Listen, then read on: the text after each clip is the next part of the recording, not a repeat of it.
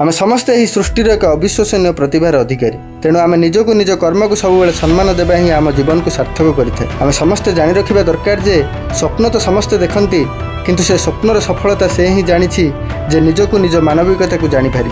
आम समस्ते निज व्यस्तबहुल जीवन में जिते सफलतार गभीर को जाऊे सेते निज वास्तविकता को हराऊे। कहीं वर्तमान अत्याधुनिक ज्ञान कौशल मनीष को स्वावलंबी करिछि सत, परिवार निज गाँ माटी साई पड़िशा सांगसाथी बंधुबांधव समस्त दूरे देछि। आमे समस्ते निज स्वार्थ पछरे गोड़ाई चली, क्या समय ना निज सह निज परिवार और सांगसाथी समस्त समय काटिबा।